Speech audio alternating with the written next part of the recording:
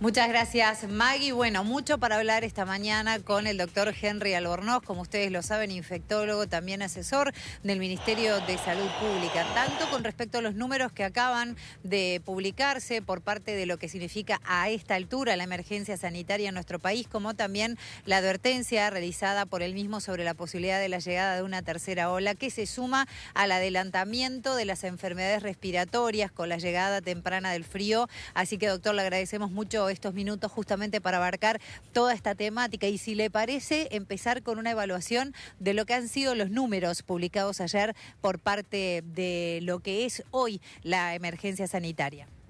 Bien, digamos, estamos en un momento de circulación intensa de SARS-CoV-2, eso ya lo veníamos sabiendo desde las primeras semanas de mayo. Los números de ayer confirman eso, confirman una estabilización del número total de casos. Ya hace entre 3 y 4 semanas que estamos en un promedio entre 1.200 y 1.300 casos por día, si tomamos el promedio por día en las semanas. Y eso se ha estabilizado relativamente también la positividad de casos, que estamos en el entorno entre el 20, 25, 27%. Digamos, de todos los test que se hacen, resultan positivos para COVID positivos en el entorno del 21, 24%, con alguna variación en las semanas, pero hay que recordar que cuando iniciamos con el entorno del 7% de positividad hace unas 4 o 5 semanas atrás. Y eso ahora se ha estabilizado también.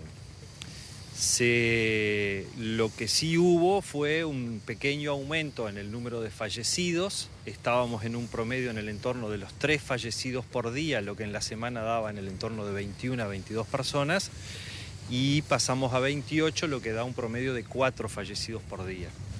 Eso, digamos, no sorprende, es relativamente esperable en la medida en que siempre los fallecimientos van con cierto retraso, desfasados respecto al aumento de casos. El aumento de casos se produce primero y el aumento de fallecidos se produce 2 o 3 semanas después. ¿Cabe esperar más fallecidos entonces en breve?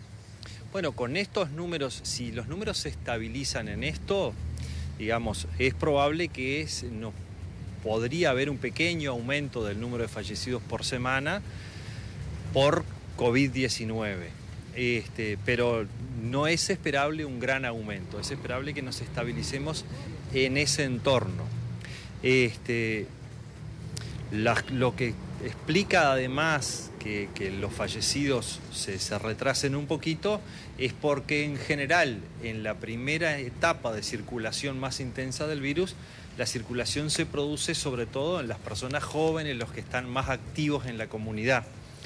Y en una segunda instancia le termina llegando a los más vulnerables, que en general, digamos, son los adultos mayores, y esos tienen menos interacción social, pero cuando la circulación se vuelve muy intensa les termina llegando igual, y ellos son los más frágiles, digamos, los que además tienen más chance de un desenlace no deseado. Doctor, escuchamos a Lorena Bomio, que desde Estudios tiene una consulta. Sí, doctor, buenos días. Hoy Diario El País publica un artículo tomando la palabra de los médicos intensivistas que hablan de una coinfección, ¿no?, de COVID con otras patologías respiratorias que, bueno, están circulando fuertemente. ¿Qué incidencia tiene esta mezcla, digamos, en los casos más graves? ¿Qué se está viendo en ese sentido?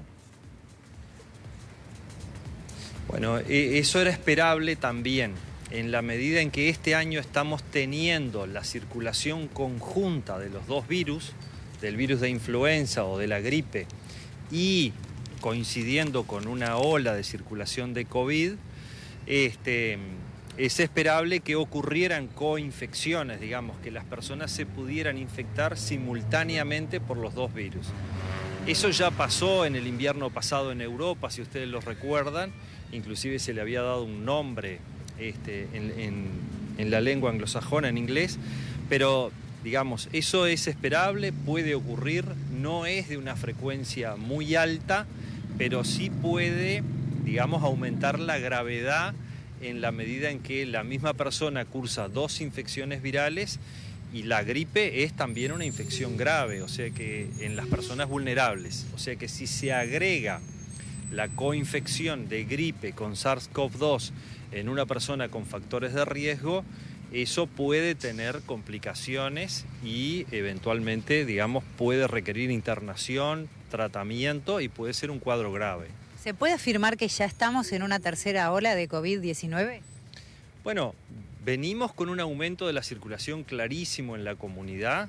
Ese aumento lleva unas 4 o 5 semanas, se ha estabilizado. Yo diría que probablemente hayamos o estemos cursando una tercera ola que para nada parece de la intensidad de las olas anteriores.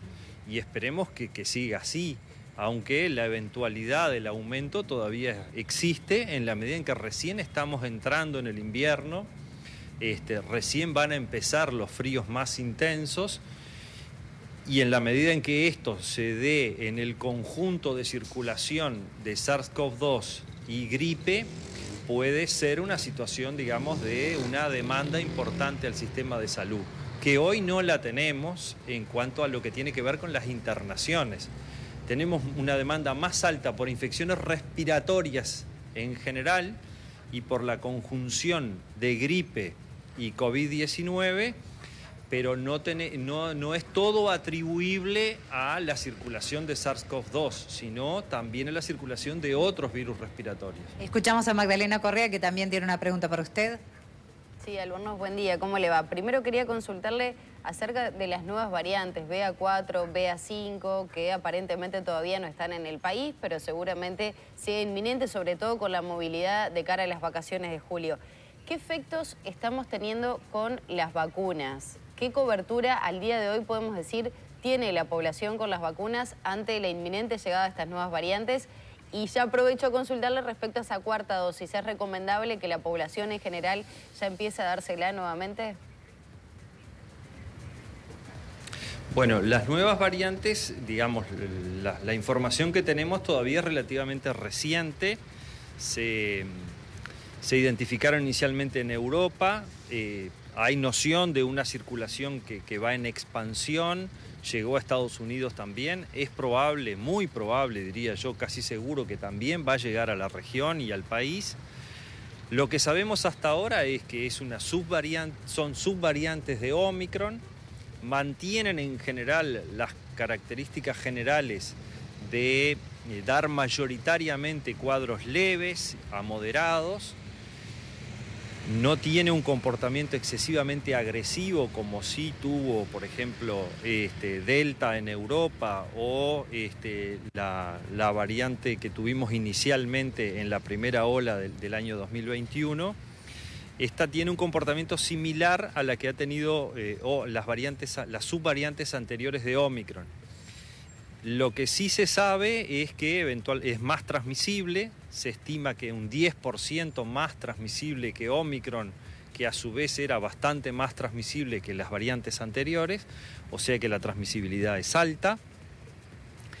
Y lo otro que sabemos es que mantiene la capacidad de Omicron de escapar a la inmunidad previa, tanto por haber cursado la enfermedad, como en cierta medida por la vacunación. O sea que las personas se pueden infectar a pesar de haber cursado COVID e inclusive a pesar de estar vacunados.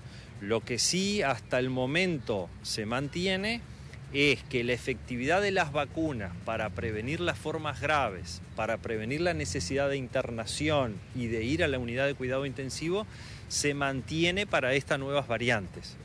O sea que eso reafirma la necesidad de que las personas estén vacunadas, la necesidad de que la vacunación se debe repetir periódicamente porque sabemos que la inmunidad que brindan las vacunas a lo largo del tiempo en cierta medida va descendiendo y en ese sentido es que se recomienda obviamente la cuarta dosis en este momento fundamentalmente diría yo para las personas de mayor riesgo.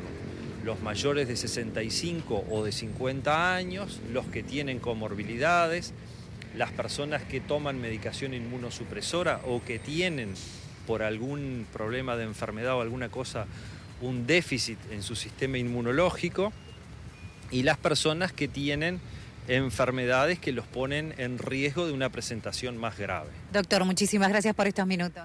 A las órdenes. Por favor, un placer y por supuesto seguiremos en contacto para estas interesantes evaluaciones. Volvemos con ustedes a Estudios.